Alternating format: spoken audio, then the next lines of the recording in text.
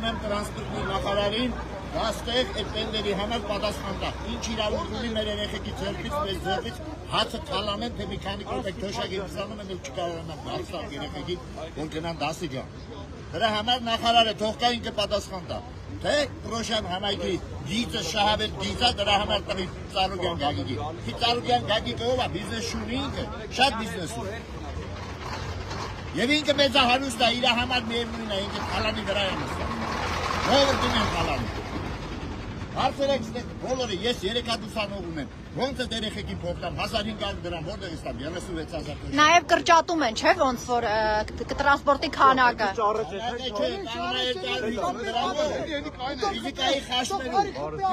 խաշմերուկից 150 դրամով մետրոյից 150 դրամով դուր դասի։ Գնալ գալը, մի հատ եկել վերաշկի որտեղ եք։ Հասկանալի է։ Թող կան ցուցակագրեն ուսանողներին, ովքեր սովորում են, թող ամսական տրանսպորտի ծախսը տան երեխեքին, թող երեխեքը գնան տան ինքն իր տրանսպորտը։ Հիմա ինչ եք պլանավորում անել այստեղ։ Պլանավորում ենք ճանապարհը փակել, բոյկոտել մինչև անգամ թող կա տրանսպորտի նախարարը եւ այդ հարցերը լուծի մեր։ Շնորհակալ եմ։ 150 դրամն է արդեն ցավալի, զգացում է ժողովրդի վրա։ Այո։ Հիմա էլ 250 եւ կրճատեն ճանապարհը։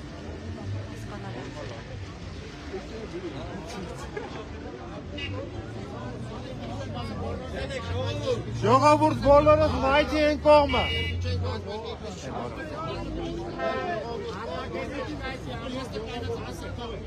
Համայնքի ղեկավարը դուրս եկեք, Դուրս են գալիս, պիլոպեն, ներողություն։ երկու րոպե